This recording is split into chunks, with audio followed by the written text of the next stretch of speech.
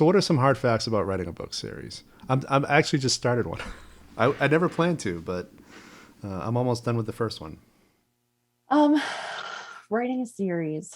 Well, you need to definitely keep a working document as you go. Something that tells you all the details. Because once you get past like book two, it becomes a lot more difficult to keep everybody straight. And I found this too, like my husband and I were actually having this conversation last night because I have a book coming out soon that's in the backup hero series that I'm in. And he was like, okay, you did this too many times in the series. You need to like write it down when you did it and where you did it so you don't do it again. And that kind of really set things into focus for me because I think now that would be the third book. And then I have one more after that I've planned so far for that. So keeping details like that in mind that I wouldn't necessarily think of, but an outside perspective reader would be like, well, why am I reading this again? It's just different character, different, whatever. And with that planning and that working document per se, I would say write down all the characters that are going to appear in each book, how they affect the plot. It's going to be huge, but it's going to serve you later on when you have to go back and look at details and you're trying to remember something that you're like, oh, now I had to read through the whole book. And that's really going to just take time away from what I have to do.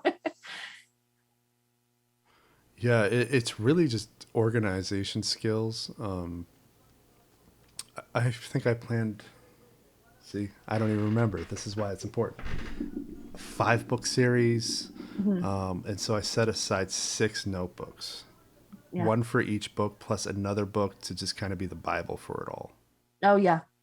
Yeah, that's probably the best thing you can do because after you get so many in there, and mine are just novellas, like they're small little things. There's so many details that and people and how they, interact with each other that you have to consider later on that it's like, for each novella in my series, it's the same cast of people, but the focus is on a different character for each story.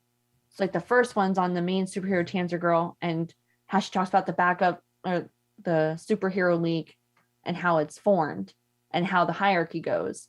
And then the second book is like about the bartender, and it's kind of like a prequel where it talks about how the superhero league was formed itself.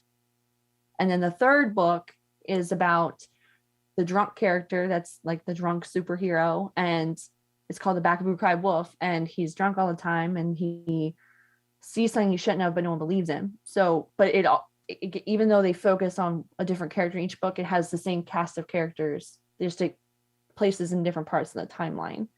So that's kind of how I kept it all straight. So I wouldn't have to remember like 10 new names for each thing. And that way readers would not be too upset with me when I focus on a different character for the next story if they got attached to somebody.